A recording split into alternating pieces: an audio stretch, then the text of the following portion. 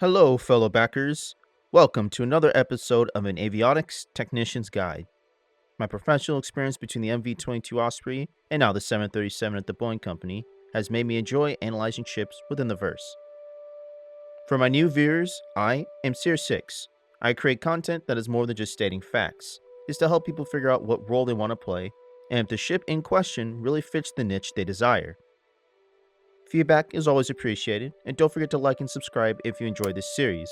And please, tell me what ship you would like to see next. Now, without further chatter, let us analyze the ship in full detail, the Freelancer DUR.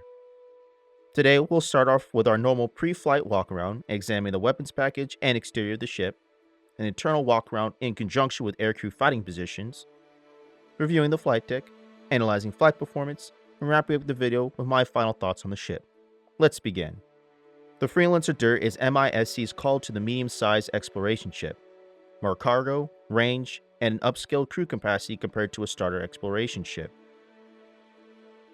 The ship gives a player the necessary tools to jump across the solar system and self-sustain in the void of space without external assistance. Let's get a closer look and discuss the ship as we start our pre-flight walkaround. I'll see you on the ground. Starting off our walkaround, we have the sensor array on the nose of the ship, an antenna on the bottom, and the dome-like sensors on the front of the ship. Just underneath the nose, we also have the nose landing gear. It has reinforced struts and a nice wide flat pad. The wide surface area allows the gear to take on heavier cargo loads that the crew may need for the journey. To the midsection, we have on either side a gimbaled remote turret that is dedicated to the pilot. Each turret holds two size 3 attritions for a total of 4 guns. Next, we have the main landing gear that is long and skinny. The gear retracts into the ship, helping reduce drag in atmospheric conditions. Each wing has 2 external fuel tanks, giving the DUR extended range over its siblings. And under the wing, the DUR comes with missiles to assist with hostiles you may encounter on your journey into the unknown. To the back, we have our engines that of course are encased to offer some sort of protection. Now, let's take a look inside the ship. Once you walk in, you're confronted with your first aircrew fighting position, a turret that holds 2 dominant size 3 laser scatterguns. Once in the turret, your field of view and firing angles can help if a threat gets in close. The turret's view is satisfactory, and as of 3.5, you can change the sensitivity of your turret with a new user interface. To the back of the main bay, we have access panels to either side for the ship components, fuel pipes and ducts just above us, and on the floor, red markings indicating where the cargo grid is, and a floor hazard for turret deployment. This should be black and yellow, but hey, I won't tell OSHA. The next room is where the magic happens, the advanced jump drive, hence the reduced cargo space.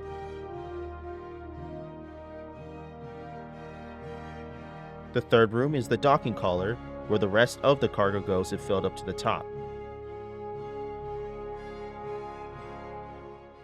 And the fourth room includes a bathroom, a small mess, a quick access ladder that I refuse to use, and a computer screen that shows ship components at the time being. Just forward, we have the 4 beds for the crew of the ship. The DUR crews up to 4 plus 1 if you include a turret gunner. And finally, at the flight deck, to my left, we have a crew station, followed on by one to my right side as well. To the front, we have the first officer on the right side and the pilot on the left side, both confronted with pointless switches and buttons to add some detail to the ship. Now, once in the pilot seat, you have an MFD at your bottom left. Just above, you have options to cycle engine power and spool your jump drive. The next switch over is your cycle power and go flight ready button. Next to that, you have another MFD. Then your radar and navigation hologram. Another MFD to the right. Then you have a switch that allows you to lock, unlock, open, and close the exterior. And finally, the last MFD at your bottom right. I do not like how the MFDs are all over the place instead of just being right in front of you. Now, with our flight deck analysis complete, let's take her for a spin. I'll see you in the air.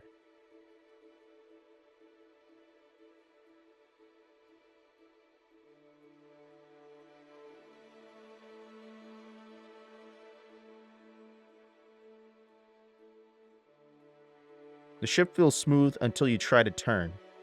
This was filmed in 3.5 PTU, and since you have no vertical stabilizer, you will wobble a little bit if you turn the ship too hard.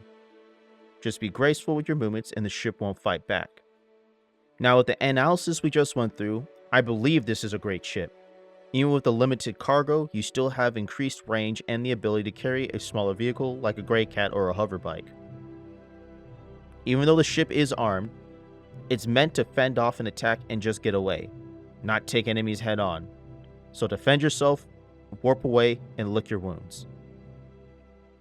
But as usual, it's your tactics and your decisions overall, so roleplay with the ship as you please. Again, if you are an explorer, this would be the next step up from a smaller ship, and later on you can upgrade to a Connie Aquila or a Corsair, and then make your way to the mother of all exploration ships, the Carrack. As always, I thank you for spending your time with me. If you enjoyed this video, then click that like button, and please share it with others so they can make a decision on their role-playing style. And feel free to subscribe for more content if you are new. But, till next time, fellow citizens, I will see you on the flip side.